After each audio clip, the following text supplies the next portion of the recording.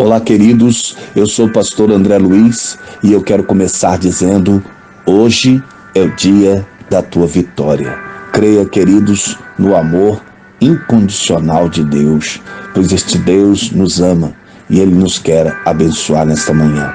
Por isso eu quero convidar você a ficar comigo até o final e a compartilhar esta mensagem e a dar também o teu like, para que essa mensagem possa chegar ao maior número de pessoas. Queridos, se você não é inscrito neste canal, eu te convido a inscrever-se e ativar o sininho, para que você possa receber uma notificação todas as vezes que colocarmos aqui uma nova mensagem. Vamos à leitura da palavra de Deus hoje no livro de Oséias, capítulo de número 1. Quero convidar você a ficar comigo. Eu tenho certeza que Deus vai falar muito conosco durante a leitura deste livro. Vamos à leitura da palavra de Deus.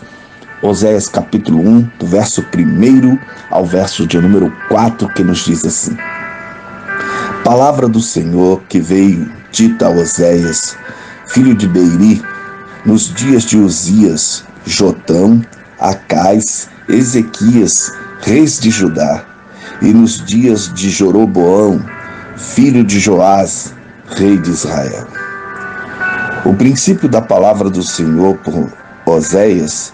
Disse, pois, o Senhor a Oséias: vai, toma uma mulher de prostituições e filhos de prostituição, porque a terra se prostituiu, e desviando-se do Senhor. E foi-se, e tomou a Gomer, filho de Tiblaim, e ela concebeu, e lhe deu um filho. E disse-lhe o Senhor: põe-lhe o nome de Jeriel, porque daqui a pouco visitarei o sangue de Jeriel sobre a casa de Jeú, e farei cessar o reino da casa de Israel. Queridos, Oséias, ele escreveu no 8º século a.C., segundo as datas dos reinos dos reis mencionados aqui no versículo 1. Durante a mesma época do trabalho de Amós e também de Isaías e ainda outro profeta chamado Miqueias. Ele fala sobre o povo que se sentiu bom e próspero, mas estava se apodrecendo por causa da idolatria, a imoralidade e a injustiça. Desses 4 que profetizam com ele, Amós e Oséias, profetizaram principalmente para Israel. E Isaías e Miqueias pregaram mais para Judá. Oséias viveu nos últimos dias do reino de Israel. Devido aos séculos de pecado, o povo estava chegando ao fim. A infidelidade espiritual do povo é consequência do pecado de adultério. Para que a gente possa ter uma ideia melhor do contexto histórico de tudo que acontece, é bom que você leia 2 Reis, do capítulo 14 até o 17, e ainda 2 Crônica 26 até o 29, você vai entender com clareza o contexto histórico de todas as profecias lançadas aqui no livro do profeta Oséias. Ainda digo mais aos queridos irmãos, o livro de Oséias talvez o que mais de qualquer outro mais do que qualquer outro do Velho Testamento, que expõe com muita clareza o coração de Deus. Oséias vive no próprio casamento o que Deus está passando em relação a Israel. Os 3 primeiros capítulos que nós vamos ver aqui, nós estamos só na introdução desse livro, no capítulo 1, mas os 3 primeiros livros, os 3 primeiros capítulos descrevem a vida de Oséias, pois ele se casa, mas a mulher dele se torna adúltera, e ele sofre com a infidelidade dela, mas ainda mostra misericórdia para tomá-lo de volta. Assim, Deus viu a sua noiva, o povo de Israel, que se envolvendo com outros deuses, ou seja, cometendo adultério espiritual, mesmo depois de tudo que Israel havia feito, Deus teria graça e misericórdia para reconciliar com esta esposa adúltera e estabelecer uma nova aliança com ela. Oh, queridos, e assim, o tema de Oséias é a angústia do amor incondicional. O livro vai falar sobre a vida amorosa de Oséias e sobre o amor incondicional de Deus.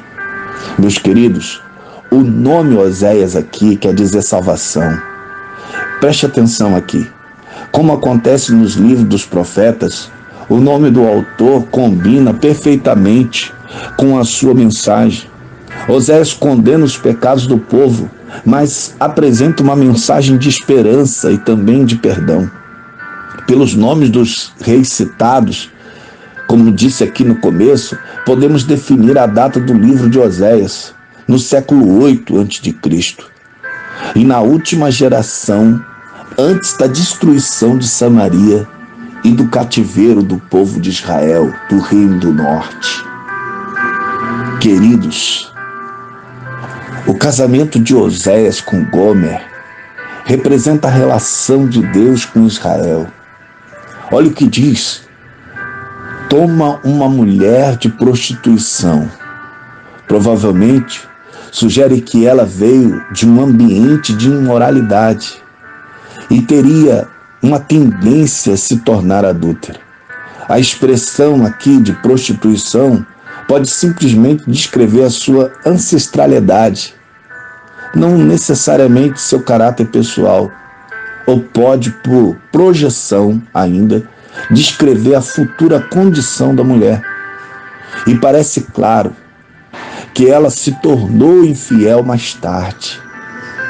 No entanto, não se sabe o momento exato de sua queda. Mas o que é importante dizer é que não faz sentido sugerir que Deus mandou que Oséias se casasse com uma prostituta, por motivos vários. Primeiro, Deus sempre incentiva a pureza no casamento. 2. O caso de Gomer é paralelo ao de Israel, que se tornou uma adúltera depois de se casar com Deus. E terceiro, o relato aqui comenta sobre os filhos que nasceram depois do casamento, mesmo de adultério, mas não fala de nenhum filho nascido antes do casamento dela com Oséias. Então, queridos, redobre aqui a tua atenção.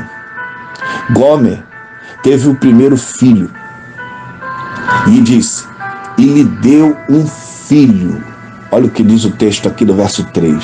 Mostra que esse primeiro filho era do próprio Oséias. Deus lhe deu um nome, Jeriel, que significa Deus espalhou, ou Deus semeia. O nome sugere os planos de Deus para Israel: espalhar o povo no cativeiro e semear para ele um povo purificado. Alguns também interpretam que esse nome fala da relação do profeta com a esposa no momento em que ele a expele e depois a torna a trazer de volta, como se estivesse plantando e devolvendo a ela os privilégios como esposa. Jeriel também, queridos, foi a cidade onde moravam alguns dos reis de Israel e onde Jeú acabou com a casa de Acabe.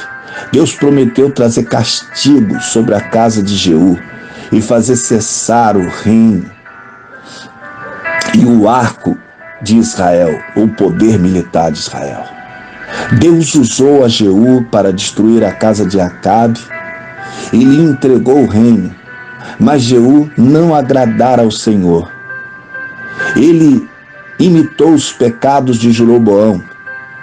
Ele não obedeceu a Deus. O propósito de Jeú de exterminar a casa de Acabe era egoísta e apenas vingativo, mas não tinha um propósito de extirpar a idolatria de Israel. Agora, prosseguindo aqui dentro da história, vai aparecer o penúltimo rei, Jeroboão II, o rei de Israel. Quando Oséias escreveu, foi o penúltimo rei desta linhagem de Jeú. Depois da morte dele, Zacarias, seu filho, reinou por 6 meses e foi assassinado, terminando o domínio da dinastia de Jeú e se cumprindo o que o profeta havia dito. Queridos, a Bíblia ainda diz que Gomer concebeu outra vez e teve uma filha, e o nome dela é Lo-ruama, e traduzido em algumas Bíblias como desfavorecida, significa não amada. Tudo indica que Oséias não foi o pai desta filha de Gomer. Então, considere aqui comigo, em contraste com o primeiro, do versículo 3, que diz, e lhe deu. Aqui diz simplesmente que deu à luz. O nome dela sugere a rejeição pelo marido de Gomer. Deus explicou o significado profético do nome de Lo-ruama. Ele não mostraria mais favor, graça e misericórdia à casa de Israel, mas ainda teria compaixão para com Judá. E esta seria salva, não pela força militar, mas pelo poder de Deus. E aí, queridos, essa história se confirma quando você abre Isaías 37, os versículos 36 até o 38, e a gente vai ver o grande livramento que Deus deu ao reino de Judá contra o rei Sanaqueribe e os seus exércitos, quando o anjo sai e mata 180.000 soldados, livrando não pelo exército, não pela força do braço dos guerreiros de Judá, mas o grande livramento que veio do Senhor. Bom, o terceiro filho de Gomer, outro menino, recebeu o nome de Lo-ammi, que quer dizer, não meu povo. De novo, tudo indica que Oséias não foi o pai desta criança. O nome simbolizava a rejeição de Israel por Deus. Agora, o que é mais interessante, que você não pode deixar de ler, é o verso de número 10. Porque a rejeição do povo seria temporária. Observe neste versículo 10. Veja, embora Deus fizesse cessar o reino da casa de Israel, ele não destruiria todas as pessoas. Ele não tinha esquecido da promessa de abençoar todas as famílias da terra por meio dos descendentes de Abraão. Então, Deus mudaria a sorte do povo, de não meu povo para filhos do Deus vivo, de desfavorecida para favor. Oh, queridos, você não pode deixar de ler o verso de número 10 e nem o verso de número 11 do capítulo 1 de Oséias, para você entender tudo isso que eu estou dizendo. Israel e Judá se uniriam sobre uma só cabeça. Em 1 Pedro capítulo 2, do verso 10, ele cita esta mudança de nomes para mostrar que as bênçãos espirituais recebidas pelo povo espiritual da nova aliança, os cristãos, são filhos do Deus vivo e favorecidos por ele. Jesus é a única cabeça deste povo. Oh, queridos, Deus está pronto a transformar a maldição em bênção e a resgatar aqueles que um dia se afastaram dos seus planos e dos seus caminhos para trazer de volta para o reino de seu amor. Queridos, nesta manhã, eu quero convidar você a orar e a confiar no amor incondicional de Deus. Querido e eterno Deus, nesta manhã eu te glorifico por esta palavra e eu quero te pedir que a tua bênção repouse sobre nós, que nós possamos provar deste amor e desta graça, sem nos desviarmos dos teus planos, Senhor, mas ficarmos inteiramente, Senhor, no centro da tua vontade. Esta é a oração do teu servo nesta manhã. Fica conosco em nome de Jesus. Em nome de Jesus. Amém. Queridos, eu vou terminar dizendo para você, Deus abençoe a tua casa, Deus abençoe a tua família, Deus abençoe a tua vida, em nome de Jesus. Amém.